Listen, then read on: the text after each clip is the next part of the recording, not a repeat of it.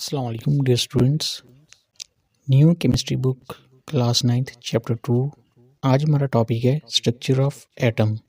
Atom का structure मालूम करने के लिए बहुत से साइंसदानों ने अपना अपना किरदार अदा किया, जिनमें से एक साइंटिस्ट हैं जॉन डाल्टन। ये एक इंग्लिश केमिस्ट थे।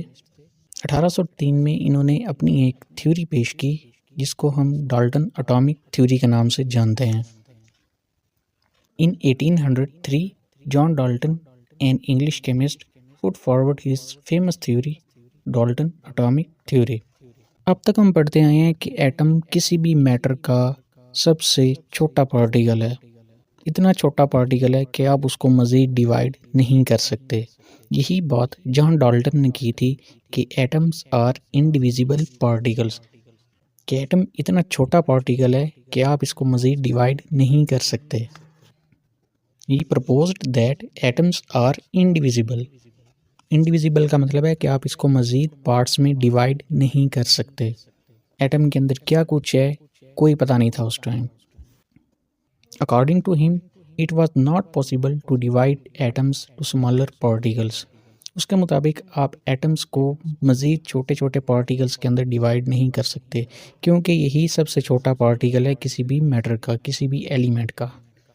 तो इसी कॉन्सेप्ट के साथ वक्त गुजरता गया।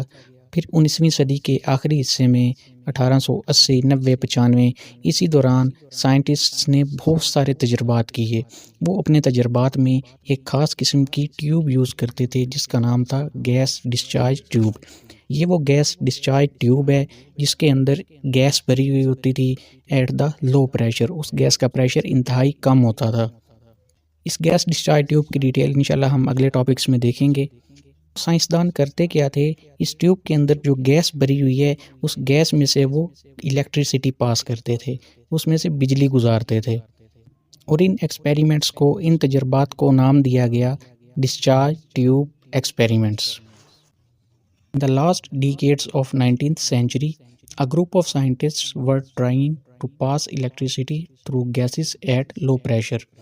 Those experiments were called discharge tube experiments।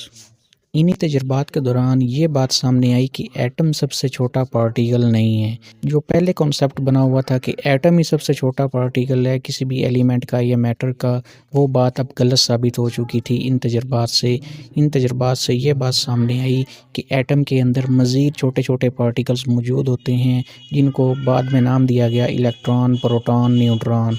Electrons जो हैं ये नेगेटिवली चार्ज पार्टिकल्स हैं, इनके ऊपर नेगेटिव चार्ज होता है। प्रोटॉन्स के ऊपर पॉजिटिव चार्ज होता है, जबकि न्यूट्रॉन के ऊपर किसी किस्म का कोई चार्ज नहीं होता।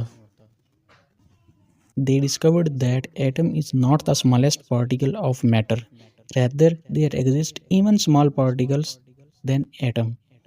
कि एटम्स से भी छोटे पार्टिकल्स जो हैं वो मौजूद हैं। In other words, atoms are composed of negatively charged particles called electrons। कि एटम के अंदर इलेक्ट्रॉन्स भी मौजूद है जिनके ऊपर नेगेटिव चार्ज है, and positively charge particles called protons, और प्रोटॉन्स भी मौजूद है जिनके ऊपर पॉजिटिव चार्ज होता है।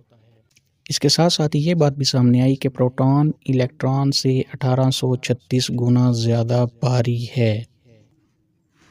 It was also discovered that proton is 1836 times more heavier than electron।